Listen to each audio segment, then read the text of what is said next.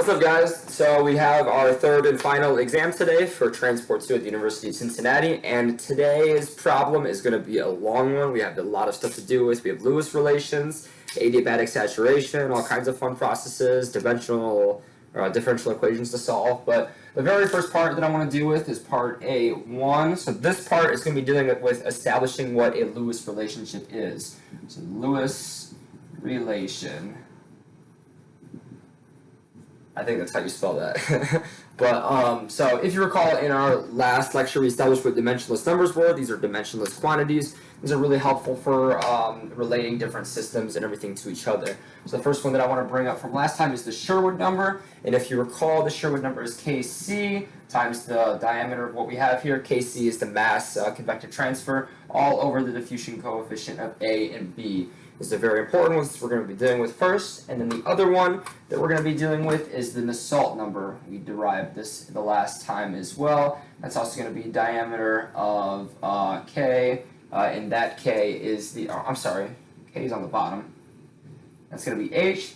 H is going to be the mass transfer, and K is going to be the convective heat diffusivity right there. So if you recall from last time, when you plug numbers into a data set or anything like that, you can kind of derive an equation. So for example, the Sherwood number is going to be equal to some coefficient A times the Reynolds number to the sum power of B. So this is all going to be our equation right here. And then this is going to be times the Schmidt number to the power of C. So these A, B, and C numbers can be any numbers under 1 or anything like that. So it's just important that it's interchangeable with the next equation I'm about to show you. And that equation is that because these are dimensionless numbers, that means that these coefficients transfer. And what I mean by that is if you set the Nusselt number, that is going to be equal to the same coefficient of A, that's important, times the Reynolds number, it's the same coefficient of B, which is also important, times something called the Prandtl number. And what we have here are the Schmidt numbers and the Prandtl numbers. I'm going to define those over here. The Schmidt number is, it is going to be, remember, diffusivity of A and B is on the bottom. We have the, viscosity on top, and then the density on the bottom here as well. So the Schmidt number is the viscosity over the diffusion of A and B, and then also over the density of whatever we're working with here. And then the Prandtl number, another dimensionless group, which means that all these units eventually cancel out. This is also the viscosity over the density, and then this is going to be over the thermal diffusivity alpha right here. And just to get out of the way, I want to say that alpha is equal to, the thermal diffusivity here is equal to, it's going to be K over the density times the Kc right. Right, so we have everything here, and in order to establish our, this should be specific heat, the thermal diffusivity is over K times, or divided by the density of the fluid, and then times this, divided by the specific heat of the fluid. But in order to get this little process started and define our Lewis relations, I'm going to divide our Schmidt number, or our Sherwood number divided by our Nusselt number. And if you notice right here, the A's are going to cancel out, our Reynolds number is going to cancel out because it has the same coefficient of B right here. So if you cancel out everything we have here, we are left with, after we divide the Sherwood number over the Nusselt number, which is going to equal the Schmidt number times some coefficient C over the Prandtl number. It's the same coefficient C.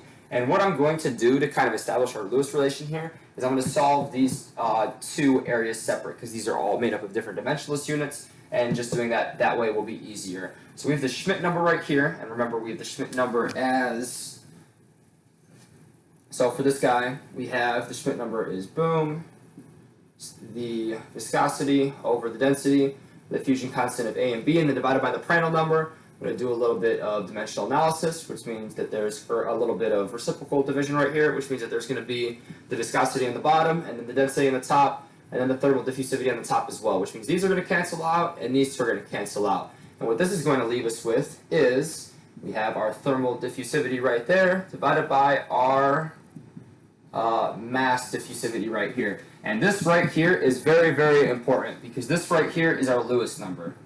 And if you can kind of tell why this is important, it's because we have something relating our thermal diffusivity right here of a substance divided by what's related to our mass diffusivity right here. So this is very important because it's very hard, like in a real world engineering setting, to kind of look at the, like, you can't really track, if you're trying to track diffusivity through a column or anything like that, it's really hard to do it with mass measurements because you're not going to be able to pull concentrations accurately from throughout the entire tube without messing anything up. But you are able to do different readings with things like thermometers, so through temperature. So by relating thermal diffusivity or our thermal type stuff with our mass type stuff, you can kind of create a mass graph through the through the different temperature gradients, through the thermal diffusivity. And that's what's so important about this, and that's what the Lewis number here is, whoops, I just dropped my pen, is trying to figure out. So this right here is very important because this is our Lewis number, and it is our thermal diffusivity over our mass diffusivity. So going on with that, I want to also divide our Sherwood number by our Nusselt number. We're going to get K, C, D for the diffusion constant of A and B, and then multiplied by, we're going to have our Nusselt number, so we're going to have K on top, and then the heat transfer times the diameter right here. So as you can see, the diameter is not going to matter because no matter what, it's going to get canceled out, but that's going to leave us with our KCK, the diffusion constant of A and B, and did I do that right? Just want to make sure. That's going to go on top. That's going to go on bottom. Yeah, okay, good so far. Times our heat transfer. So this is important because this, as you can see, is equal to the Schmidt number divided by the Prandtl number. And if you remember, the Schmidt number divided by the Prandtl number is equal to the Lewis relation. So this guy right here is going to be equal to the Lewis relation, the Lewis number, not the Lewis relation, sorry, the Lewis number times some constant C. So this guy is very important as well because it brings in our thermal diffusivity and our mass diffusivity with the rest of this equation right here. So I'm going to expound on that a little bit, and we're going to have, like I said earlier, we have our thermal diffusivity, so I'm going to expound on that into these units right here. We have K times our density times the specific heat, and then also by the diffusion of A and B. And if you notice right here, these two guys and these two guys are exactly the same, which is a big one, because if we set these two equal to each other, we're going to get Kc over H, and that's going to be equal to the density times the specific heat of the system. This right here is called, this is the Lewis relation. This right here is the Lewis relation, and that is very, very important because the Lewis relation relates, as you can see here, we have we have the heat and everything going in, and then we also have the concentration gradient, the concentration diffusivity right there. So that's a really big one because it relates our concentration mass transfer, what we've learned all semester, mass transfer, with the heat and everything that we learned in Transport 1, if you went to Cincinnati. So everything we've learned in Transport 1, all the heat is not related to the mass transfer and everything like that. And then we also have our density, tie everything together, and our specific heat of the substance. So this right here is the Lewis relation. We're going to use this a lot going forward, but I just wanted to establish that real quick. Also, with all of these units right here, if you expound on the Lewis relationship right here, I'm going to rewrite this up here, the Lewis relationship with these numbers. We have K, the density, specific heat, and the diffusion constant of A and B. If you have this right here with a, say you have hot steam or saturated steam, hot steam, or wet air, as I should call it. If you have wet air, all of these numbers are going to cancel out to 1. So if you plugged everything in here, you plugged the density in, you plugged the diffusion constant of A and B, you plugged the specific heat and everything like that, all of these numbers are going to cancel out to about 1. And that's going to be really important later, but just remember that the Lewis relationship and the Lewis number right here is 1 for saturated steam. But this kind of concludes my explanation of the Lewis relation. Just know that it's very important because it relates mass transfer to heat transfer. And since mass transfer is very hard to measure in a real-world engineering setting, The Lewis relation is really important because you can use heat measurements to look for different mass things in a reaction or diffusive mix. So this is part A1. What's up, guys? So part 2 here, we've already established our Lewis relation here. That was in the last part. If you remember, the Lewis relation is we have the heat transfer coefficient here. Mass transfer coefficient is equal to the density times the specific heat. And what we want to do is this part is figure out and kind of explain how the Lewis relation is used to determine humidity from wet and dry bulb temps. So basically, to kind of conceptualize this problem, picture you have like a wet bulb on the end of a string, and if you swing it around, it's going to cool off, right? And that's because the air is evaporating, it's putting heat into the water, and the water is going to get evaporated to the air, cooling the bulb off. So it's kind of like the same concept if you're outside on a nice hot day, and then you jump into a pool, and then you get out, the water around you is going to evaporate off if the air is not humid enough, and it's going to cool you off. So kind of the same concept here. Basically, water is when it evaporates, it's going to kind of cool you off, but we want to use the Lewis relation to determine an equation for the relative humidity for that. So to start off, I'm going to start off with an energy balance, and then we're going to relate that to the Lewis equation, and then to humidity. But the energy balance that we're going to deal with is going to be, we're going to start off with the heat coefficient, or the mass transfer coefficient. So we have, we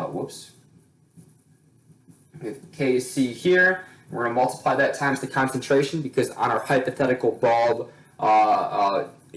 there's going to be a concentration at the surface at the top of the bulb, and there's also going to be the concentration of the air. So the concentration at the surface of the bulb, our hypothetical bulb, I'm going to call concentration S, and C infinity. So the C infinity is basically just going to represent what the air is. And this has to get evaporated off, so we're going to have our little heat diffusion, or heat transfer coefficient right there. So that's what that is right there. And then, since we're also dealing with temperature, we're going to have our, heat transfer coefficient H, and then that's going to be multiplied by the temperature of the air minus the temperature of the bulb at its surface. And the reason why I subtracted is because it's opposite. The reason why it's not Ts minus T infinity is because the air goes into the bulb, so it's kind of, it's negative, and then it goes and gets evaporated. So we're going to have T infinity minus the temperature at the surface. And if you can already kind of tell, we kind of have the same units here as the Lewis relation. If you divide both sides by Kc, you're going to have H over Kc on this side and then nothing on this side. So we're going to simplify this again. We have that constant times the concentration at the surface minus the concentration at the air. And then I'm going to substitute in the density and the specific heat minus temperature of the air minus temperature at the surface. This is really neat because we've already used the Lewis relation to cut out the heat and mass transfer coefficients into something that we already know, the density and the specific heat. But what we can do more, we can further simplify this, because if you recall, for ideal gases, the pressure is equal to, of an infinite volume, the pressure is equal to RT. So what we have here, or concentration, sorry, CRT. So what we're going to have here is we're going to try to simplify these two and put in our concentrations. So we can sub out our partial pressure for the water at its surface to the partial pressure of water at the surface, or we can sub out the concentration for partial pressure of water at the surface minus the partial pressure of water at infinity. And this is going to be all over. Instead of writing the partial pressure for temperature at the surface and partial pressure for temperature in the air, it's basically kind of going to be exactly the same. So I'm going to just put those two units together to have R, T, and then we can call that W, because the temperature of the water at the surface is pretty much going to be the temperature of the water of the air. So they're pretty negligible. And then we're going to do the same exact thing. Remember, this guy here is, density here. We're able to put that into the total pressure, because this right here is a ratio of what we're dealing with. So we're going to have the total pressure over R. And then instead of having an average of the temperatures here, it's going to pretty much be exactly the same as this unit right here. So we're just going to have temperature of water again. That's going to be multiplied times the specific heat. And then we have the temperature at infinity minus the temperature at a specific surface. So this is what we have right now. We could stop here, but we're not going to, because we can obviously cancel out our RT here and our RT here, which will leave us the heat transfer coefficient, or the heat of vaporization. Sorry, I've called this wrong the entire time. This unit is the heat of vaporization. So we have the pressure of the water at the surface, the pressure of the water in the air. This is going to be equal to the total pressure times the specific heat. Then we have TW minus, or T infinity minus TS. But so we have this equation right here, but what we want to do is we want to relate this to the relative humidity, and what the relative humidity is, and that's the partial pressure of water at a certain point, like the surface or anything like that, and then that's over the partial pressure of water at the saturation. I should have just done saturation of a certain temperature. I used the actual T. And we know what this is because if we're evaporating something off the surface of water, and if it's right at the surface of evaporation of the water, this is going to be equal to that because that's where it's saturated at. But in order to find this guy here, we're going to need to use Antoine's equation from MEB1. But by doing so, we can figure out what the relative humidity is here. So as we can see, the Lewis relation is not only powerful in itself because it can relate heat transfer and mass transfer, but it's also really powerful in that we can go from something like this, a mass balance equation, with not only the heat of vaporization, or the heat and mass transfers, but we can turn that into something useful like relative humidity for a wet bulb or a just a wet area. So this is great. Part 3 coming soon. Alright, so part 3 right here, this is A number 3. I moved the camera a little bit closer. Side note, I know that there's a glare right about here. Just know that this is the wet bulb equation that we just found in the last part, so if you need to like see that because there's a glare on this part right here, just go back a little bit to the last part. But in part 3, what we want to do here is show the relationship between the adiabatic saturation temperature and the wet bulb temperature. The wet bulb temperature is what we found in part 2. This part is going to be showing or finding the adiabatic saturation temperature, an equation for it, and then relating it to this bad boy right here. So what we have to start is a pipe of infinite insulation. There's not going to be any temperature going through like that. We're going to keep this problem simple. But what we do have is air coming in at some kilogram per volume rate, so or per kilogram rate. We're not going to use volume here. We're going to use the mass of air coming in terms of kilograms. As a rate of time, and then at this, it's also at some temperature, T in, and then we have, that should just be a P, it's at also some humidity, so some partial pressure of water is also coming in. In addition to that, we have a stream on the bottom of this pipe right here, and this pipe is of infinite length, so this water is going to extend all the way. And when we have air coming in like that, and we have water coming in right here, the water is going to become saturated with the air, and it's going to evaporate. So at some point right here, I just made it at any point, but since it's an infinite tube, a tube of infinite length, we're going to eventually have a saturation pressure right here, and at some temperature, the water stream is going to become saturated with this air. So our pressure coming out is going to be the pressure of whatever the saturation is at a specific temperature. So this is saturated pressure because the water will eventually evaporate and become saturated with the air since the tube is of unlimited length. And then we also have T out. And if this looks really familiar because it looks like a mass balance equation, it's definitely because it's a mass balance equation. We have stuff going in, stuff going out. So let's do a mass balance equation. So we're going to look at the enthalpy in. I'm just going to write E in because I'm already almost out of space. So the enthalpy going in, we have obviously our air coming in, and then we're going to multiply that times, because we have it coming in at a certain T temperature, the temperature coming in, and then we're going to multiply that times the specific heat of everything that we have kind of in the system going into the pipe. But in addition to this, we have stuff evaporating, so we're going to have our heat of vaporization for our system, and then this is going to be multiplied times the concentration. But instead of doing the concentration, we have, if you recall from the wet bulb with ideal gases, the concentration can also be written as the partial pressure of water, partial pressure of W, and that's going to, I'm going to make that, sorry, make this a little bit neater. P W, and that's going to be over our T. The T is not particularly of note because it's going to get canceled out anyway. I'll show you guys that. But since we're dealing with an energy balance with a flow rate, and the flow rate is in kilograms, we need to have a unit of kilograms involved here. So we're going to multiply this times this little guy right here times the molecular weight of water. But this just puts us in the unit of kilograms per water. So what we're also going to do is multiply this times RT, and then we're going to subtract this out because, sorry, I should have explained this better. So right here, without adding this units right here, we have this in kilograms per the volume coming in. And we want to have that for the entire energy balance coming in. So we're going to have this RT here, and then we're going to also multiply that times the total pressure. Pressure total, I'll just make that pressure tote. And then, and that's going to be multiplied times the average molecular weight of the entire system. So these are the units that we want this in. So this giant equation right here is our enthalpy in. And since it's a, we have an energy balance, it has to be balanced out by something on the other end. So we're going to have energy coming out as well, which I'm going to write right here. So I'm going to make this enthalpy out, and it's going to be pretty much be the same exact equation.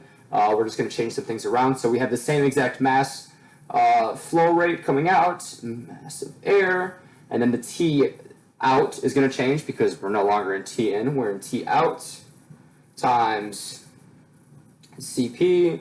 It's going to be multiplied times the same heat of vaporization because the substance hasn't changed. But instead of having this PW right here, if you recall that eventually if you have the dry air coming in, or an air of some unknown pressure of water, partial pressure of water coming in, that we're going to have this critical point right here where we're going to reach a saturation point in the air. So this air from this point on coming out is always going to be saturated. So instead of having a partial pressure of water right here, it's going to be the saturated water point at a specific temperature. So I'm going to have T, comma, sat. So that's very important.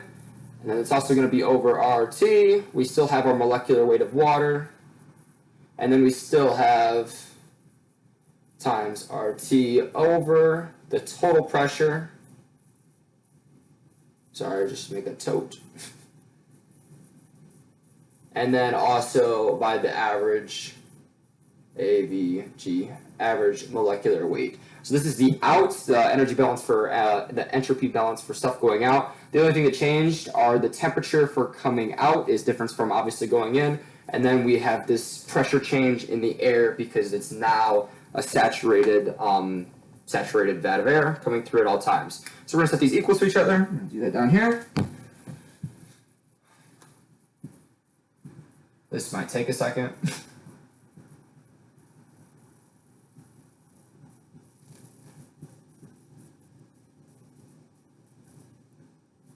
Partial pressure of water over RT times the molecular weight of water times RT on top, and then on the bottom we have the total pressure times the average molecular weight. Come on now.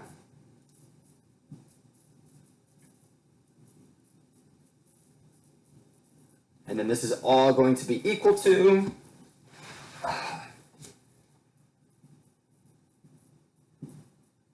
M air, same thing here, or different thing actually, T out times the specific heat times heat of vaporization times, this is going to be different as well. We have RT on the bottom, but we have the saturated point of water at a specific temperature, or saturated pressure of water, times molecular weight of water times RT over the total pressure. This is our giant equation, and my arm's tired. This is our giant equation here. What we're going to do is cancel some values. And the values that we can cancel, we have M air, that obviously gets canceled out pretty easily. Like I said earlier, all these RTs are going to get canceled out. Boom, boom, boom, boom. And we can kind of shift some things around. And the things we can shift around, kind of consolidate some of the stuff. So this equation is going to become T in Cp plus, did I miss this RT? RT, perfect. Heat of vaporization A lot of algebra.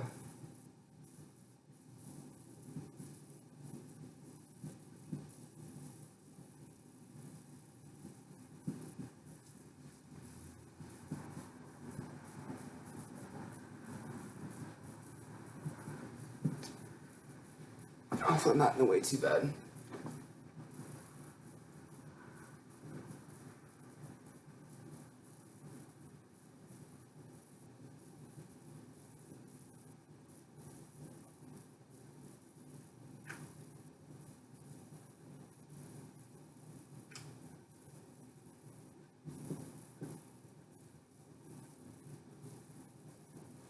Perfect. And what we have here, we can consolidate this even further into this guy.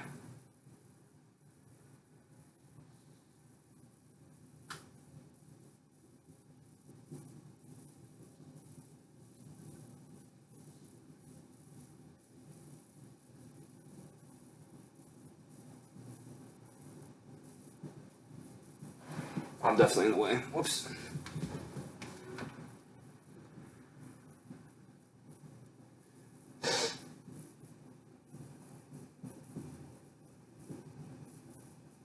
Whoops.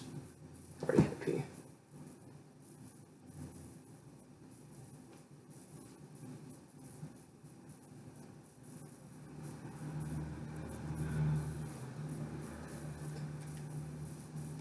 These two should be reversed. My bad.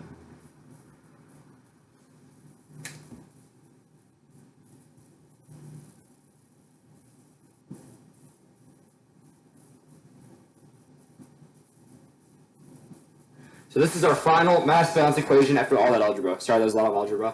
This is our final mass balance equation after all of that algebra work. And if you can compare this, this is going to be our ADI. This is our adiabatic. This is that equation, our adiabatic saturation temperature equation. And as you can see, this guy and the relationship between this guy here and the wet bulb equation here is literally exactly the same. So these two equations are literally exactly the same. If you multiply the total pressure and the average molecular weight on this side, you would see that they would be here, as long as the rest of this equation are heat capacity. The only thing that is different still between these two is this is acting as our first pressure and our second pressure.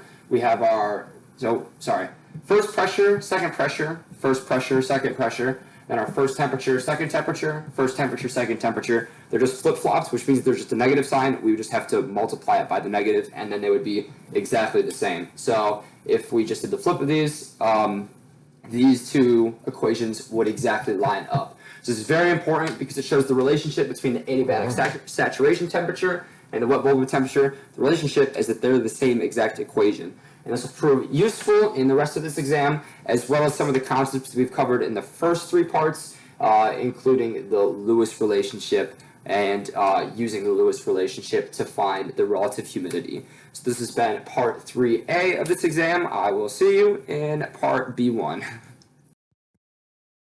Alright guys, so this is part B1 of the final exam. B1 gives us B2 and B1 and B2 are actually related. So what these two parts kind of consist of, we're going to use what we learned in part A and kind of use these towards part B. So what we have here, we have a cooling tower here, we have water coming in at a certain temperature here, we have water coming out at a certain temperature, and inside this cooling chamber there's going to be a lot of evaporation going on, and there's going to be gas that is going to be cooling this water off. And that's going to happen because there's going to be gas of a temperature coming up into here, and then gas of a certain temperature coming out. So the very top of the cooling tower here we denoted as our Z equals 0, and then our Z will get positive as we go down.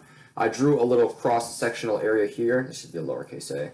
For our lowercase a, or what this is going to be is kind of like the packing technique, and we're going to have a new kind of unit right here. This is going to be A, so that's going to be the specific area, and the specific area is meters squared per meters cubed. So that kind of takes care of our volume and our diameter for the cooling tower, but this is going to have to get used throughout the entire problem. So we have this new unit of the specific area of meters squared over meters cubed.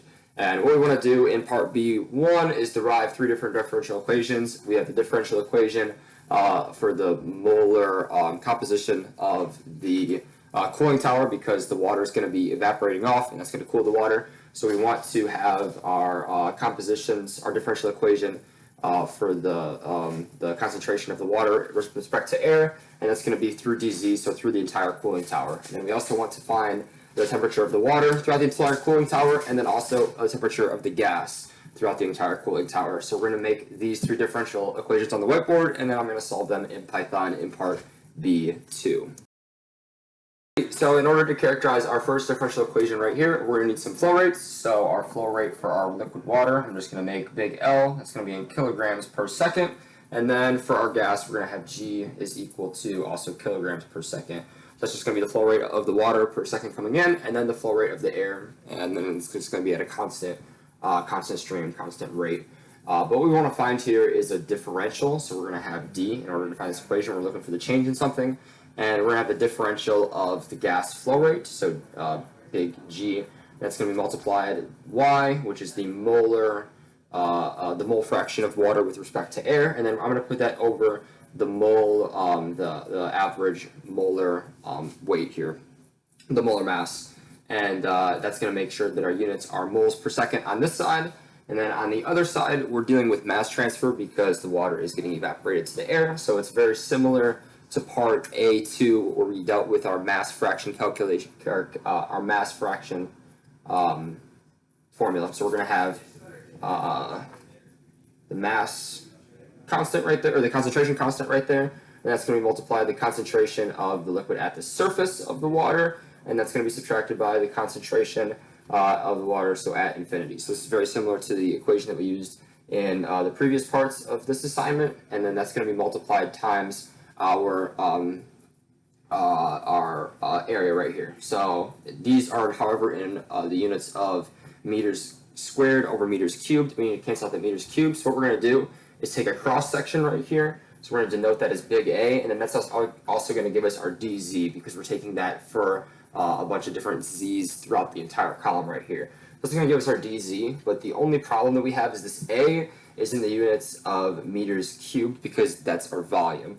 And instead of having big A right here, what we can do is we're going to change these units right here from kilograms per second to kilograms per second per meters cubed, for both of them, and that's going to let us eliminate our big A right there. So let me erase that, and it leaves us with our dz. So this is the equation that we have so far, and this is all really nice, but we know that our flow rate is going to be constant, as well as the molar mass, so we're going to take these two out of the differential.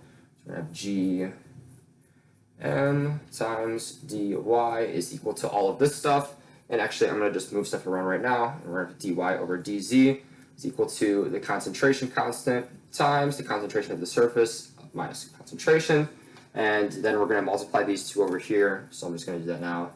It's the molar mass over, hang on, make this look a little neater.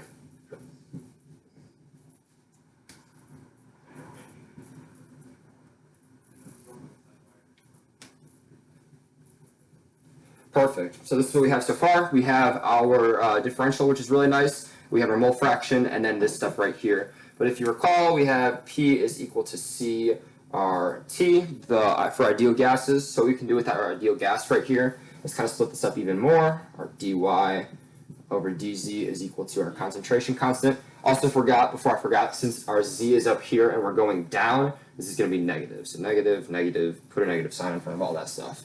So now we have this guy right here, and this is going to be the pressure of water at a certain temperature, T, the saturated water, over RT. And then that's going to be subtracted by the mole fraction times the pressure divided by RT as well. And then this is also going to be M over G A, I forgot that A. And then what's really nice about this stuff all right here is that this is equal to the molar flux of the water. So we're going to make that NW, and then this is really nice because this gives us our final differential equation for this part. So I'm going to rewrite that up here. dy over dz is equal to the molar flux NW. We're tying in everything from all transport 2 right here. This goes all the way back to the beginning of the semester, the beginning of all these classes, and that's going to be times the molecular weight times the little a, which is again in the units of meters squared over meters cubed, all over g, which is our mass flow rate for gas. So this is going to be our first differential equation. I'm going to rewrite it up there, and then we can work on the other two. Sweet, so we have our first equation up here. I know there's a little bit of a glare, but we're going to be using this later. What we just characterized is the differential of the molar fraction of water with respect to air at any point throughout your entire column here. So what we want to do next is the temperature change of water. So if we have water coming in here, depending on a set of prerequisite conditions like the temperatures of the gas, the temperatures of the water, the flow rates, etc., we'll be able to find our differential equation right here. And when dealing with differential equations of the transfer of heat transfer, it's best to kind of put things in terms of enthalpy and kind of think of them as enthalpy. So we're going to try to characterize this equation as the differential of enthalpy of water. And what the differential of enthalpy of water is equal to is when you have a specific flow rate of water right here, L, it's dealing with the heat transfer. So we're also going to have the heat capacity of water. And what we're looking for is the differential, the change in the temperature of the water. So this is going to be equal to this plus the cross-sectional area that I'm also going to add in right there. And how this stuff happens, how heat transfer happens, is kind of the equations that we did in part A2 and A3. It's very similar to the mass transfer equations. Remember those? It's going to be the heat transfer ones where we have a driving force of the temperature from the gas to the water. So that's going to be denoted with a heat transfer coefficient right here, and then that's going to be multiplied times the driving force. Oh, that's not a C, that's a T. The gas to the water, and that's also going to be denoted by an A, just so we have our little a and big A, because we have our specific area right here, and then our big area right here, as well as some dz to give it our volume and our depth that we want. So now we're in meters cubed. And this isn't just the only heat transfer that we're having here. We also have the evaporation off. So we have the warmer air, so potentially the warmer gas heating up the cooling water, but the cooling water is also going to cool down more because it's going to be evaporating off when it hits the gas. So similarly to what we talked about in the first parts, we're going to have a little bit of heat transfer in terms of the water losing heat because of evaporation. So we're going to have our evaporation constant right here, and then we're going to be dealing with our molar flux as well. So our molar flux, similarly to what we had up here, is just NW, and then that's going to be taken by some cross area A, and then DZ, just so that we have this in units of meters cubed throughout the entire throughout our entire tube. So what we can do is set all of these equal to each other. So we're going to have the flow rate of water times the specific heat of water times the, I'm going to put this out in front, the cross-sectional area of A, dTW, the change in the temperature of water, is equal to the temperature constant, the heat transfer constant, minus the, or times the driving force times area, dz, minus the evaporation constant, molar flux, dz. So what we can do from here is just do some algebra. As you can see, as usual, all of these a's cancel out. I'm going to put dTW down here and divide that times both of these have dz, so we can put dz right here. Can you still see that? Let's go. And then we're going to bring these over to here. So what I'm first going to do is bring out a, because a is in here and here. So we have a divided by our molar, our mass, sorry, I'm losing my train of thought, of our mass flow rate times our specific heat of water. And then in addition to that, we're going to have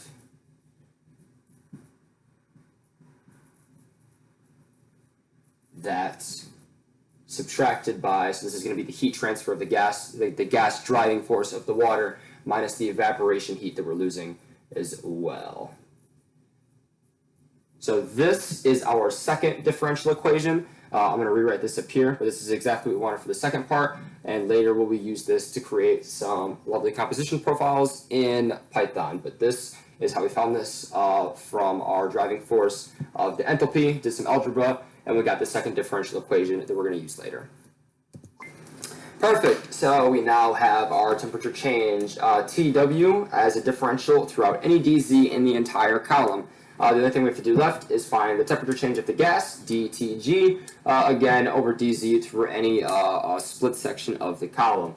And what makes this really easy is we're also doing with temperature change, so we're going to relate this back to enthalpy. So we're going to basically be using temperature, and we're going to be looking for dHg, so the differential of the enthalpy of the gas throughout the entire column. But looking back on this problem, you have to remember that this is a steady state reaction. So for how much water is coming in, there's the steady stream of water coming in and the gas coming in is exactly the same. So what we can kind of infer there is that dHg is equal to dHw, in that all of the heat lost from water goes directly to the gas. So we're not really wasting any energy here. We're going to say that all of the water, dHw, is going, the change in the enthalpy of the water is equal to the change in the enthalpy of the gas. And so this makes this a little easy because we already kind of did this part. That equation is really similar to that, and we can just find the enthalpy of the gas, find the change of it, and then set that equal to the change in enthalpy of water to find dTg over dz. So our differential from the temperature of the gas is going to come from the differential of the enthalpy of the gas that is gained from the water that is getting evaporated off. So Hg, dHg is going to be equal to, of course, we have our gas flow rate right there, we have our heat capacity of the gas, we also have our cross-sectional area, and then we have the temperature of the gas itself. And then we're going to have a plus sign because it's gaining heat from the evaporation of the water. So the water getting evaporated off, we're going to have our evaporation constant right here. We have our G because we have our gas flow rate. Our G, we have our cross-sectional area over the molecular weight so that we have it in proper units. And then it's also going to be multiplied times Y, the mole fraction of water with respect to air. And all of this is going to be in the differential. So we have a really big differential there, so that makes it a little complicated looking, but I assure you it is not, because we're going to set this equal to dHw. And like I said earlier, that's pretty much this part. We have our H, our heat transfer constant with our driving force. I'm just going to copy this from up above. Cross-sectional area minus the evaporation of NWR flux times A as well. So we have all this guy is equal to this guy. And that's really important because if we isolate this and find the change of, oh, there's going to be a dz there as well. Well, hang on, I missed some things. I have it in specific area. We don't want it in specific area, we want it in meters cubed itself. So we also need that cross-sectional area to give us also our dz, because we need dz as a unit to compare, to put over or under the temperature change of the gas. That's going to be that minus heat flux of water. Perfect. So all of this is going to be set equal to that. We needed our dz. So basically what we're going to be looking for is dTg over dz. And this looks really complicated, but we have a lot of constants here.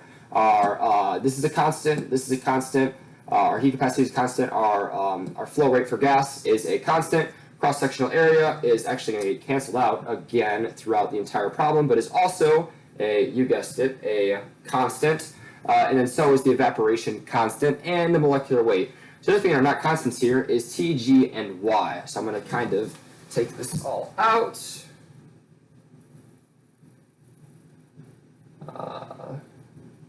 I'll do, well, hang on.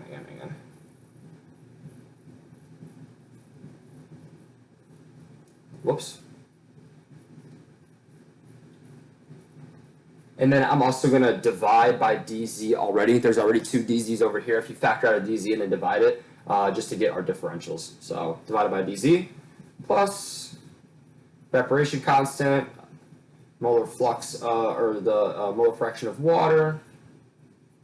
That's actually going to be the only thing that is not a constant. So perfect. So we have dy dz, dTg over dz, the rest of these constants right here is equal to the rest of what has come from dHw, the differential, the change in the enthalpy of water. driving force. Already divided out the DZs. Perfect. So what we have here is something that we already had before. Remember, if you recall, dy over dz we found at the very beginning, and that's really crucial because if you look up here, we have m over g, m times a over g, which is the same exact thing here. We have m g g. So these are going to cancel each other out. And then if you look over to here, we also have our evaporation constant, the molar flux of water, and then our a as well. So what's really neat about this is we can cancel out this guy, and this guy completely. And by canceling these out, it allows us to isolate this finally to find our change in temperature of the gas.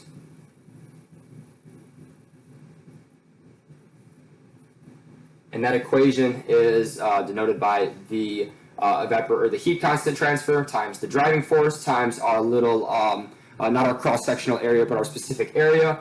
And then that's going to be divided by our gas mass. Oh my God, I can't think of the words. The gas flux times Cg, which is our density, our specific density of, or specific heat of the gas right here. So sorry, that was a mouthful. But basically what we just did is we used the enthalpy of the gas, and we were able to set it equal to the enthalpy of the water. We already had that equation right here.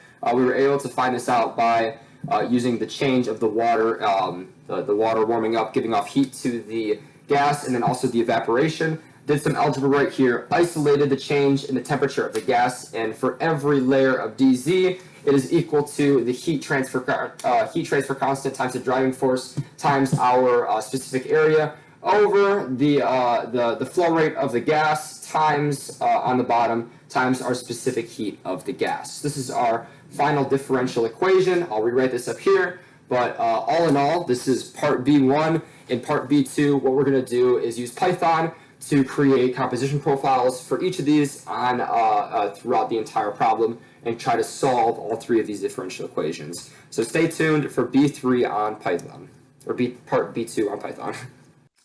All right, guys, so we have exam 3, part B3 right here. We also have the full exam sheet. So just to kind of go over everything we've done so far, we've not only explained the Lewis reaction and why it is so important because it is analogous from mass transfer to heat transfer, but we've also used it in an energy balance to find our wet and dry bulb temperatures. We've done adiabatic solution temperatures and related that equation to the one we solved in A2. And then in B3, we just derived differential equations for the mole fraction of the water vapor in the air and the change in temperature from the gas and in the water in the cooling tower that we constructed on the whiteboard. So now we're coding this guy out. We have our differential equations. We're going to get those down in a second. But basically what we're going to do now is we have all of the numbers for all the constants that we kind of solved earlier. So for example, we now have our specific area, we have our heat transfer coefficient, and all the other things that we would need numerically to solve a problem like this. So I took the liberty out and already wrote down a lot of the constants we have so that I'm not just going over a bunch of numbers that are already given to us. But I'd like to go over a little bit of this code so far, and then we can get started on solving the differential equations. So as always, we are importing pretty much NumPy, making the subplots. We're making the subplots at the very end, make plots of the water temperature, air temperature, and water and the partial pressure. So we're going to need to make subplots to do that. And I, of course, imported Plotly as PIO, and then we also have Plotly dark because we always use Plotly dark. But since we're solving differential equations, we need our initial value problem, and then we're going to use a root solver again, like we did in, I believe, the second exam, to solve these differential equations and then plot that curve out. So the very first line of code that I have right here, this is the vapor pressure, and this is important because for saturated water at a certain temperature, there's always a certain pressure for saturated water vapor at a certain temperature. So this equation right here, instead of having to write down all these numbers, I just already took the liberty to do it out and then convert it for the units that we need. So this right here, this Anton's equation converter will just kind of give us the partial vapor pressure that we'll need, or the vapor pressure that we need later for saturated solutions. So we have our heat coefficient right here. We're going to do 10. We have all of our units to the side as well. The constant R is in joules over moles Kelvin. Density of air is 1.2 kilograms per meter squared. Some people use rho for this. I was getting confused, so I just used D of air. That makes it really easy for me to figure out. We have the heat capacity of pure air, heat capacity of water in its gaseous form, because humid air is a mixture of these two things. And then we have our heat capacity for a liquid as well. These are all in joules per kilogram per Kelvin. We also have the heat of vaporization, because water is going to evaporate into its vapor phase when it comes in contact with the humid air that we have here. And then I also have a nice little converter right here for Kc. So Kc is just going to go from the heat coefficient divided by the density of the air times the heat capacity of the air. So that's really nice. And then we also have, as stated earlier, we have our specific area. That's just going to be 5. And since it's a specific area, it's meters squared per meters cubed. We also have the molecular weight of water. We decided to put that into kilograms per mole, since that's the units that we're working with the most in this problem. So we have 18 times 10 to the negative 3 kilograms per mole. The molecular weight of air is also 29, and also to 29 times e to the negative third, because we're in kilograms per mole instead of grams per mole. The velocity of air is given to in this problem. We have the flow rate of, our flow rate is right here. I have that eventually down here as well. Yep. Flow rate is 0.5 kilograms per meter squared per second. I want to emphasize that that's on meters squared per second. If you remember on the whiteboard, there was that A, the cross section of the tube that was up there, or of the water, the cooling tower that was up there, and we had to put these units into meters squared per second to cancel out that A, because then that A would have had nowhere to go, and our units wouldn't have matched up. So I want to emphasize that is what the units are right there. The velocity is also 5 meters per second, and our total pressure is 101,325 pascals. So continuing on with our initial values putting in, we have our hot water enters from the top at 70 degrees Celsius. That's going to be TW, our TW feed. That's going to be equal to 70, but we want to put this in kelvins. So we're going to do 70 times 2, or 70 plus 273.15. And that's going to put us in the unit of kelvins, because that's what we use in transport 2. We also have the temperature of the air of the feed, and that was 25 degrees Celsius. So 25 plus 273.15, and that is again in the units of Kelvin. So in addition to that, eventually what we're going to have to do is plot our curves eventually, and in order to do that, we have our height of the height of the tube that we had. And if you recall, that height of the column, the cooling column, is 20 meters, so 20 meters. And then, like I said, we're going to have to plot this eventually. So I'm going to have z plot. Z plot is going to be equal to ln space, not be ln space, and then our very first parameter here is the start. Start is at 0, the stop is at 20, and we're going to do 21 for our number. So there's just 1 for every meter that we're going up the column, or down the column technically. After that, the last parameter that we have to plug in is the relative humidity of 25 degrees Celsius and 50%. So at this relative humidity, there's going to be a different molar concentration for water for that air that's coming in, and we need to find out what that is. This is also where we're going to use our Anton's equation up here. And so what we're going to plug in is 0.5, because that's the relative humidity, times this PV times this vapor pressure for the Antoine's equation, which is the vapor pressure at that specific saturation temperature. And then we're also going to multiply it times the temperature that the feed is coming in. But we're also going to divide that by the total pressure of the entire system. So now that we have that, that's going to be the molar fraction of the water that's coming in, because the water, or the air, not the water is coming in, the air that's coming in, because the air that's coming in is not completely dry. There's already some water in it, and that's going to mess with our evaporation that's going to happen with our water. So in addition to this, we need to find out the G, or if you recall from the whiteboard, the G is the flow rate of the air coming in. And since the air is made up of two different components, the air and water, we want to find out what it is for just the air. So we're going to have our total pressure here, and it's going to be multiplied times the molecular weight for the air, because that's what the flow rate is in kilograms. And then we're going to divide that by R times the TA of the feed. And then multiply that times the velocity. And then after that, all of our parameters have been plugged in. Sorry, my foot just fell asleep. All of our parameters have been plugged in. And now we can get started toward our initial value problem. But first, I know that since it's an initial value problem, we're going to need some initial guesses. And our initial guesses are going to have to do with the molar fraction of the stuff coming out. So Y out. And I'm going to make that a guess. And then that's going to be equal to, it can be anything. I'll do that in a second. And then we're going to need that gas for sure. And then we're also going to need the temperature of the gas that's coming out. So the temperature of gas that is coming out. And that is going to be equal to, we'll just do TG feed plus what, 10 or something like that. Like it truly doesn't matter because it's a guess. And then Y out guess, we're going to probably just do Y in or feed. Oh, whoops. It's going to be YA feed. And then we'll just times that by a factor of 1.1. So it's relatively close of what the initial temperature or the initial mole fraction is, but we have no way of actually knowing what it is, but we do need a guess. And then we're going to also have our solution. We want to call our solution. We just need a placeholder for this. And right now we're just going to have that as none. So it'll have that like placeholder for us.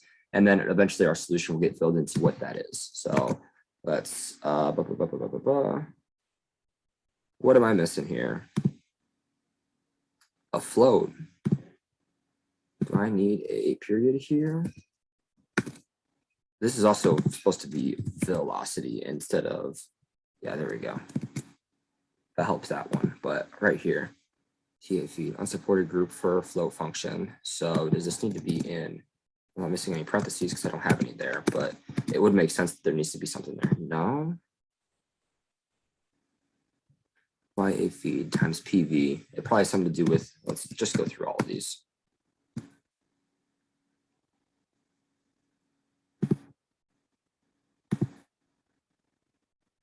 Is my Antoine's equation screwed up?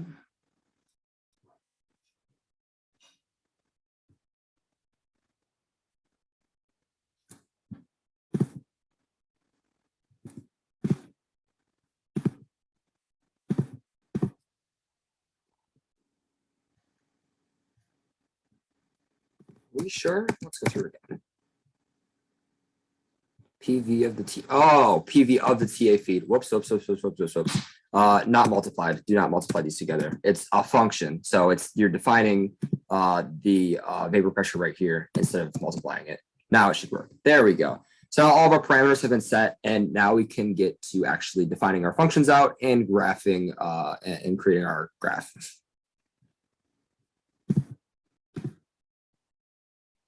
Sweet. So now we're going to define some functions and plug some numbers in and see what we can do with our initial value problem. So we're going to define our first function as dy, tw, and tg. We're going to use z and y for this. Z just representing the amount of how far we up are the column, and then and then y just sorry, that should be a v, and then v representing some variable that we want to use. That's just any variable that we're going to come up with. And then so we're going to define y as that is going to be equal to v0, the very first item in the variable array.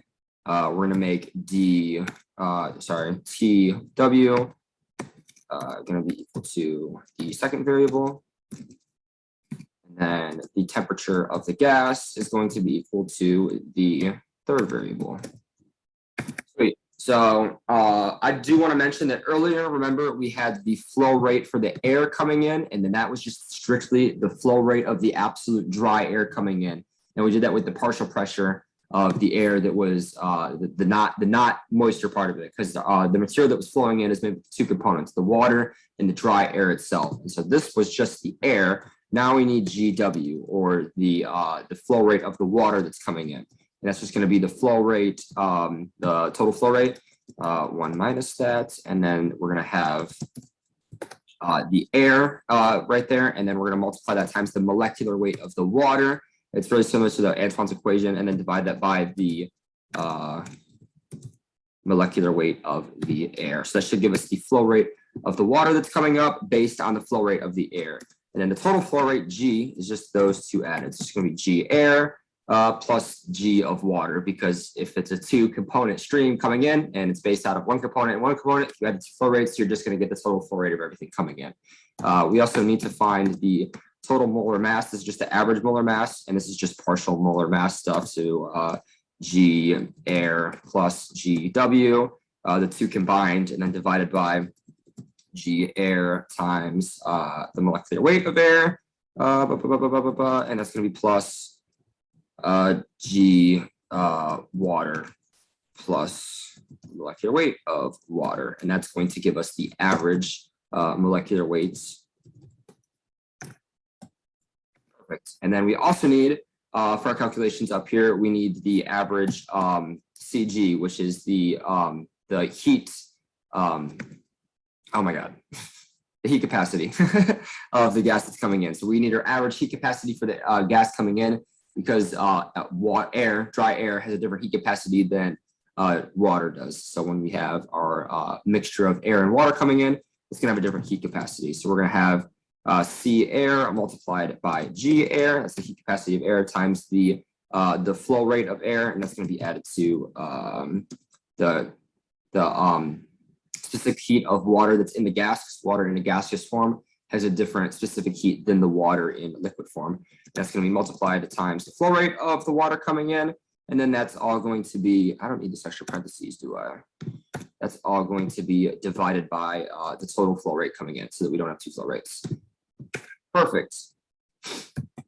So next is where we're going to start introducing our differential equations. And if you recall, with our differential equations, we had a couple different, we had all of these variables that we initially had. We had H, R, our heat capacities, the vaporization constant, all those kinds of things. But we also introduced something called the water flux. And I have everything written, all the work written on the whiteboard, so I'm just going to copy that down real quick.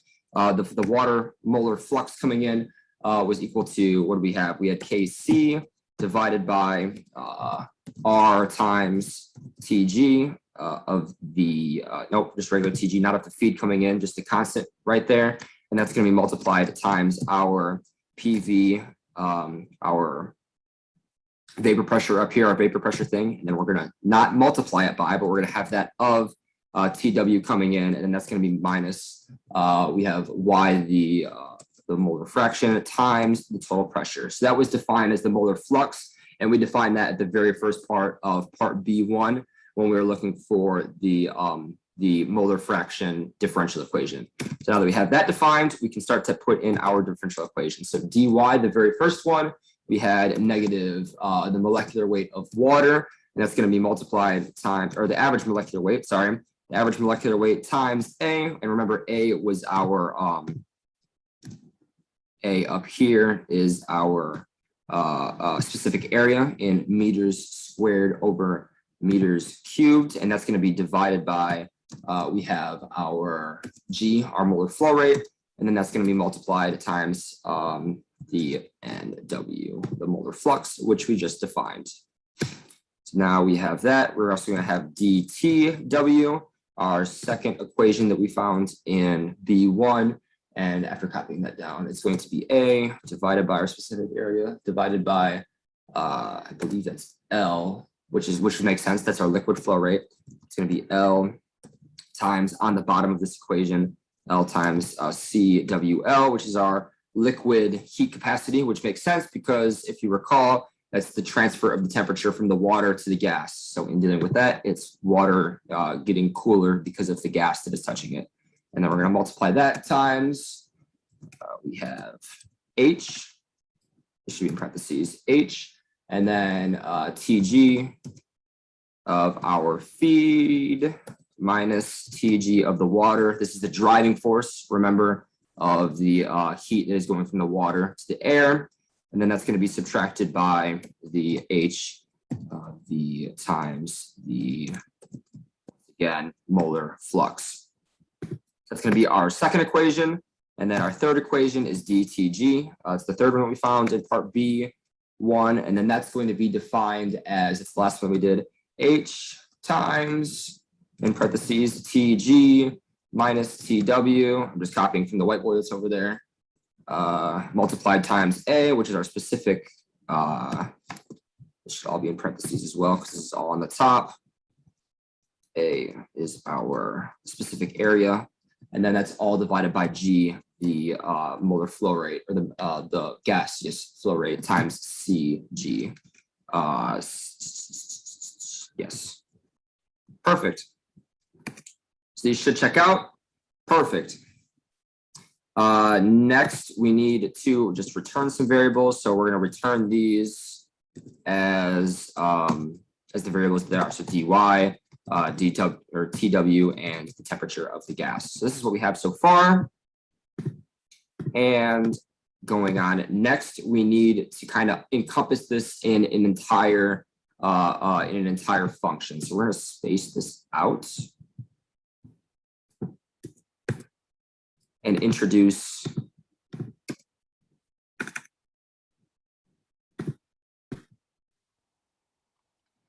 we are going to introduce kind of like where these functions are going to converge, because all these functions have to converge together. But right now the program isn't really clear on where that's going to happen. And so for our initial value problem, we need to set up some parameters to allow that to happen so that we get our nice little slope coming through. So we're going to define that as, we're going to just do converge our feeds. And converge feeds is going to be made up of more variables. We're just going to call those variables v2. And in these two variables, we remember have our y's, and that's going to be defined as v1 or 0, sorry. And then we're going to have our d of our gas as well. So temperature of the gas, that's going to be v1, indicating a second variable.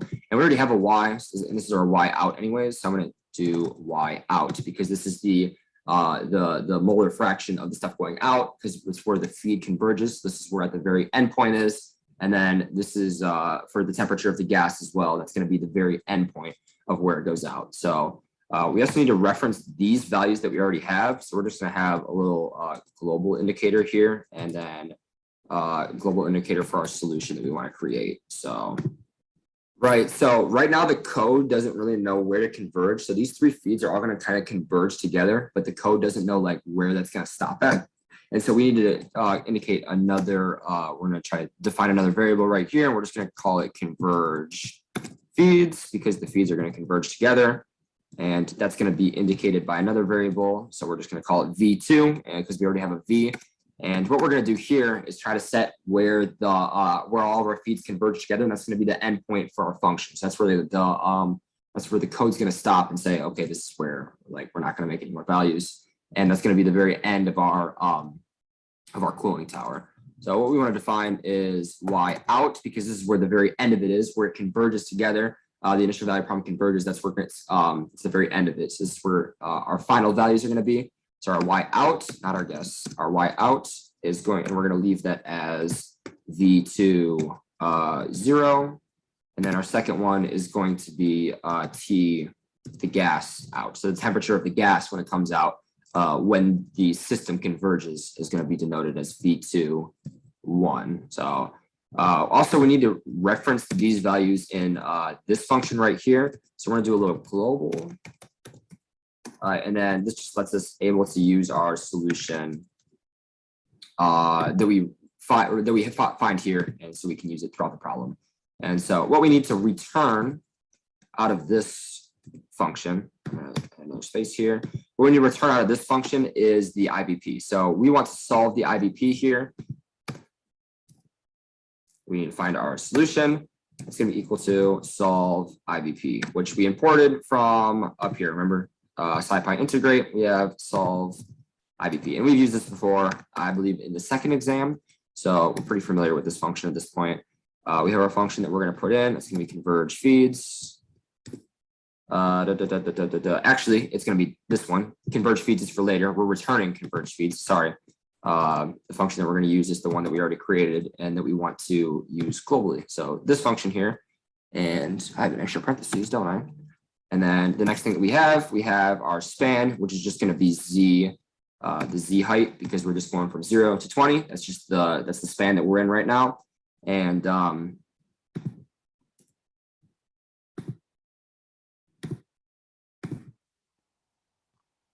we're going to go from our z height, which is 20, 0 to z height.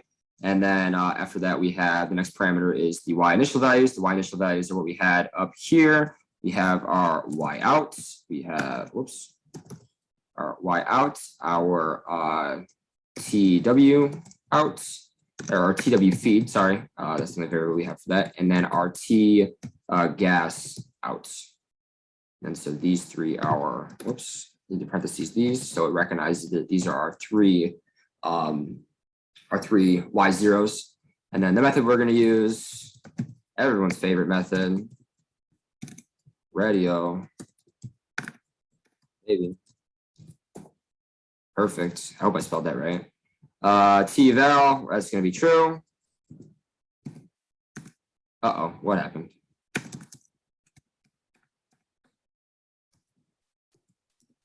Our T eval is going to be true. And then this concludes our initial value plot, but we also want to have our solution in respect to our Z plot. So we're going to put that down as well. So this should help us graph our solution or define our solution. And then what we're going to return is the solution for these certain parts out here. So we want to return our y out. So it's going to be 0, but we want to return the very last value of it because we want to know what our y out is. That's going to be -1. That's going to give us our last value. That's going to be minus our initial feed, YA feed.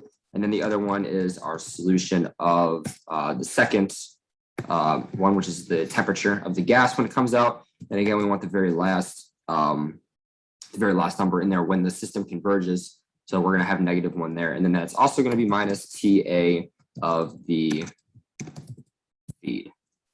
Let's return this. Perfect. Love to see it. So moving on. Perfect. So the last thing we need to do is just put everything into our root function. So we're going to do root.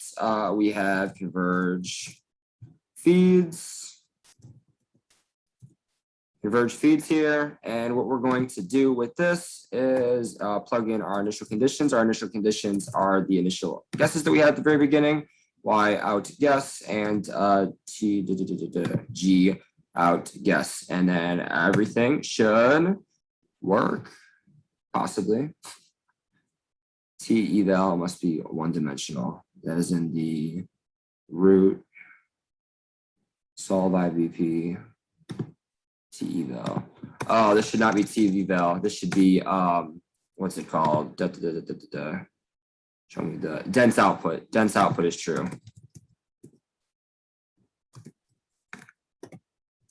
There we go. Name true is not defined. Are you kidding me?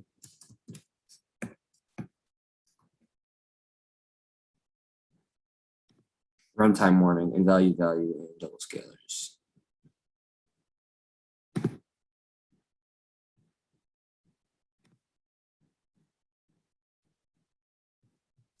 Make a mistake up here? Oh, the solution should be, this should be 2 because I'm trying to find the second solution. I'm looking for TG here, which is the second. Still an error.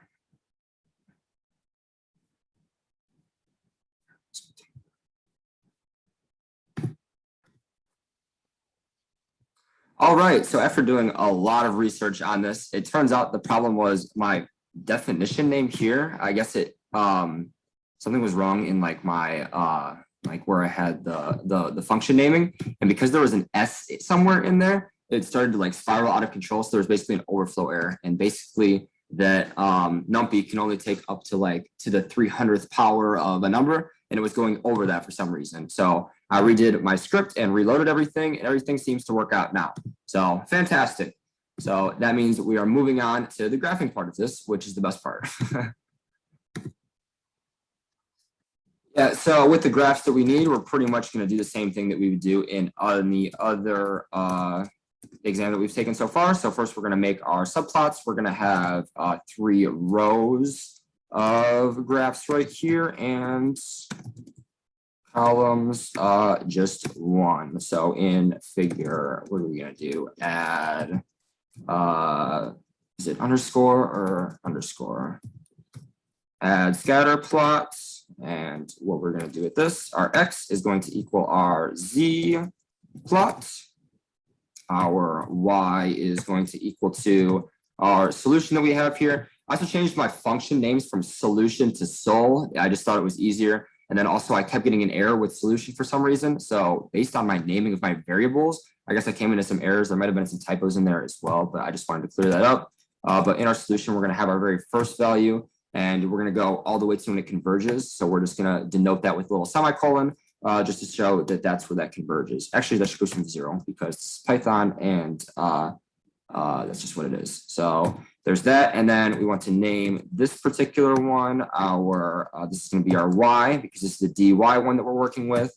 How many rows are we going to have, or our, what's it called? The row number should be 1, and then the column number should be 1 as well. 1, comma. Perfect. And we're going to just copy and paste this out because I'm lazy and I don't want to make a bunch of them. Since this was 0, 0 is denoted by the dy. I'm going to put H2O in that as well, just because we're dealing with the mole fraction of H2O. And then for the solution of our other ones, it's going to be 1, 2, and 3. And that's going to be dealing with the change in the temperature for the water. And then we have the temperature for the gas. So the rows and the columns are going to change. It's going to be the one in the second row. That's going to be the third. So like it's going to go graph, graph, graph, and then in the very first column, which is exactly what we want. So we're going to have those 3, and then update our layout to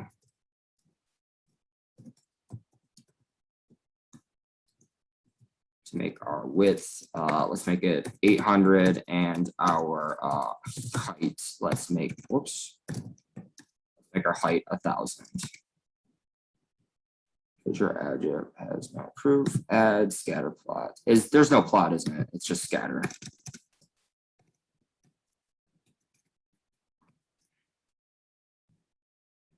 Holy cow.